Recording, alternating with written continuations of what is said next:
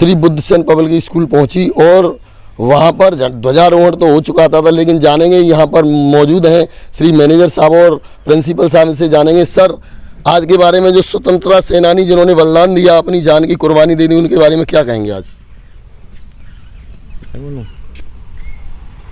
आज 75वें स्वतंत्रता दिवस के अवसर पर जी मैं अपने देशवासियों को बधाई देते हुए ये कहना चाहूँगा जी कि जो भी कार्य हम कर रहे हैं जी वो अपनी पूरी निष्ठा, जी ईमानदारी जी से करें जी और अपना 100% उसमें देने का प्रयास करें, तभी हम सफल होंगे और एक अच्छे देश के नागरिक बन सकते हैं।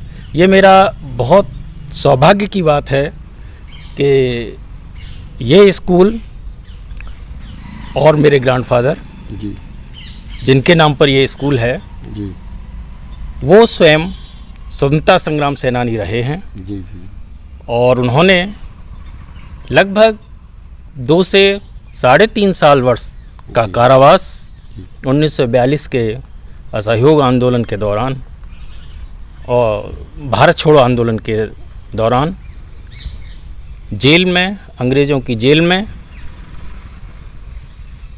एक कैदी के रूप में काटा था।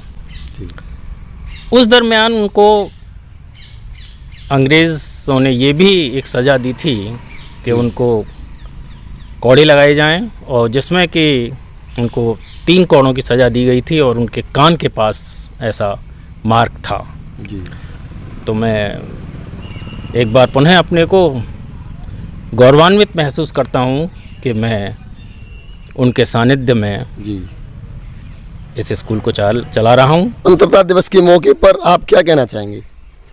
सबसे पहले तो मैं 75वें स्वतंत्रता दिवस के अवसर पर सभी देशवासियों को जी और संपूर्ण विश्व को जी एक संदेश देना चाहता हूँ कि जिस प्रकार 1947 में हम आज़ाद हुए अंग्रेज़ों की गुलामी से, उसके बाद सही मायने में जो आज़ादी है वो हम क्या मानते हैं। जी अंग्रेज़ तो चले गए यहाँ से जी लेकिन आज भी ये देखा जा रहा है कि कई ऐसे इलाके हैं जहाँ पर स्वतंत्रता के नाम पर लोगों को दबाया जा रहा है। जी हम पूर्ण रूप से स्वतंत्र नहीं हुए हैं जी और कुछ क्षेत्र ऐसे हैं जहाँ हम इतने स्वतंत्र हो चुके हैं कि हम स्वतंत्रता की पराकाष्ठा पार कर चुके हैं। जी जी जी जिस प्रकार अभिव्यक्ति की आज़ादी, जी आज़ादी मिली जी। लेकिन इतनी मिल गई कि कोई कुछ भी कहता है। जी तो मैं ये कहना चाहता हूँ कि स्वतंत्र हुए वैचारिक रूप से, मानसिक रूप से,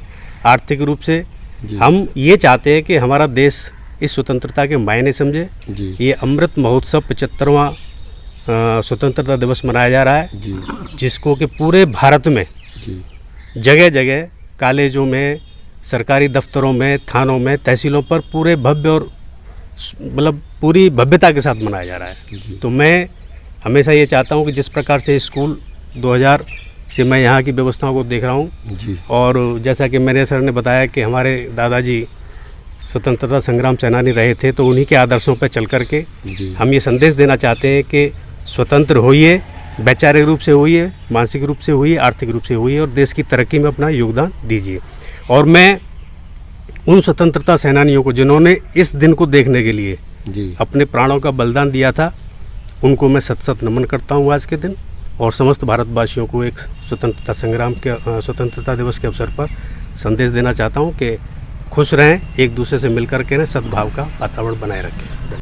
और देखिए आज का कार्यक्रम स्वतंत्रता दिवस के पावन पर्व पर हम पहुँचे हैं चौधरी शिवदान सिंह चरण सिंह महाविद्यालय, इगलास प्रांगण है ये, और ध्वजारोहण तो हो चुका है। बच्चे हैं जो वो यहाँ से निकल चुके हैं क्योंकि टीम यहाँ पर लेट पहुँची, बहुत सारे कार्यक्रम दिखाने के उपरांत आज दिखाएंगे।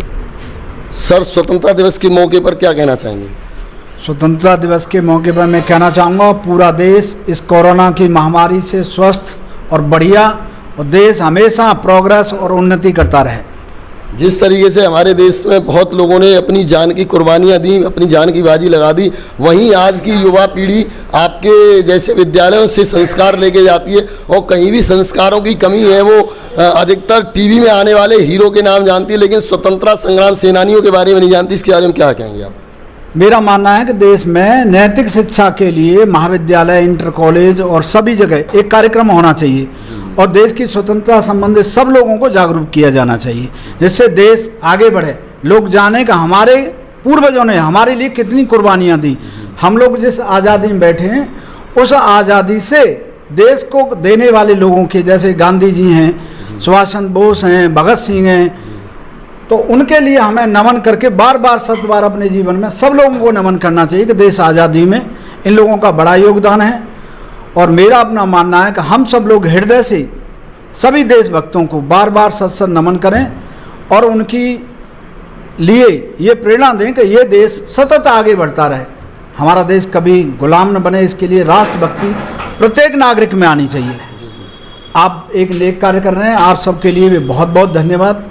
आप इस तरह की प्रश्न पूछ के देश हित के लिए कार्य करें। आप सब पत्रकार बंधुओं को बहुत बहुत आशीर्वाद और धन्यवाद। दूसरा जानना चाहेंगे, जहां 26 जनवरी और 15 अगस्त पर चंद लाइनें सुनाई जाती हैं, ये मेरे वतन के लोगों जरा आंख में भर लो पानी, जो शहीद हुए उनकी जरा याद करो कुर्बानी, तो क्या हम जानना चाहेंगे कि ऐसा चैप्टर कोई हमारी स्टूडेंटों के लिए विशेष होना चाहिए, जिसके देश के जिन्होंने बलिदान दिया उनके बारे में कोई चैप्टर होना चाहिए? बिल्कुल, इस तरह के चैप्टर जरूर होना चाहिए। हमारे शिक्षा पद्धति में इस तरह के उनको भी याद किया जाए समय समय पे। वैसे हम कराते हैं महाविद्यालय में, इस तरह के बहुत सारे प्रोग्राम कराते रहते हैं, जिससे कि कोई भी जितने भी महापुरुष हैं उनकी जन्म जयंती मनाते हैं, उनकी जयंती मनाई जाती है, उन लोगों के बारे में बताया जाता है। और यही सारी चीज़ें मैं कहना चाहूँगा कि सब लोग, सब महाविद्यालय, इसी तरह के विद्यालय, महाविद्यालय इसी तरह से अपने बच्चों को बताएं जो कि इनसे थोड़ा दूर होते जा रहे हैं, इनके बारे में उनको थोड़ा सा कम जानकारी है, उनको उनके लोगों जो शहीद हुए हैं उनके बारे में ज़्यादा से ज़्यादा जागरूक। क्या नाम है सर आपका? Doctor YK Sharma. किस विभाग में देखते हैं आप? पशुपालन एवं दुग्ध विज्ञान, PH एंड डेयरिंग।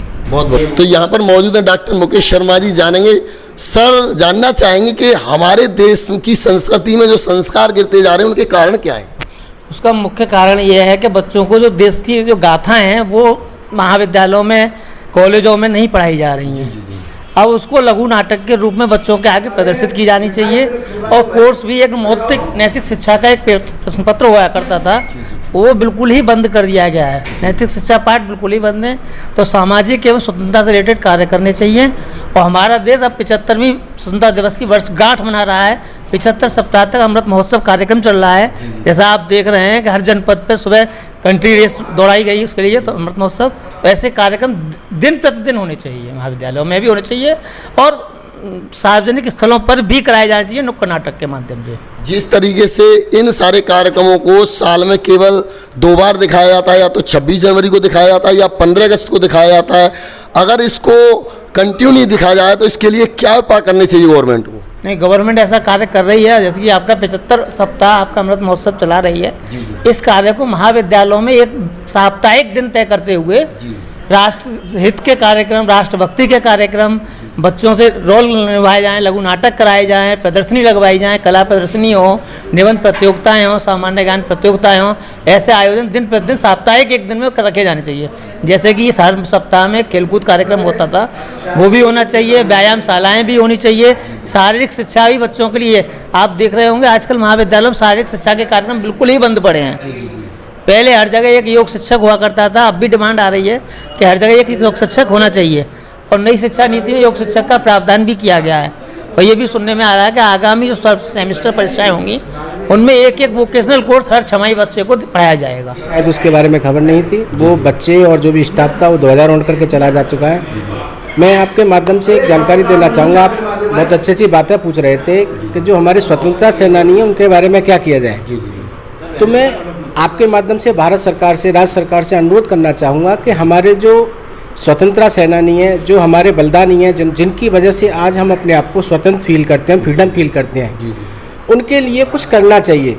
जैसे एग्जाम्पल के लिए कि अभी कोरोना काल आया था, एक नेशनल धारावाहिक ने रामायण सीरियल चलाया था। घर पे लोगों ने उस रामायण को देखा, उसका प्रभाव बच्चों पर पड़ा।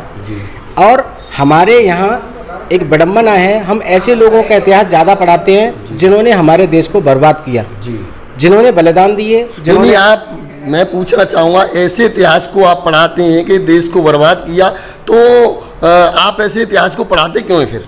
नहीं, एक्चुअली क्या है कि वो गवर्नमेंट ने शिक्षा नीति में उसको हट जाना चाहिए। अब क्या करें, उसमें है, उसको पढ़ाना ही पड़ेगा। जैसे जिन मोहम्मद गौरी है, मोहम्मद गजनवी है, उनके इतिहास को पढ़ाया जाता है, मगर चंद्रशेखर का राजा, सुभाष चंद्र बोस, जो महात्मा गांधी जी थे, इनको विस्तार से बच्चों के माइंड में बताया जाए। जैसे हमारी जो सरकार है इस कदम में बहुत प्रयास कर रही है, और योग के लिए उन्होंने जब अपना चलन चलाया तो लोगों में जागरूकता आई।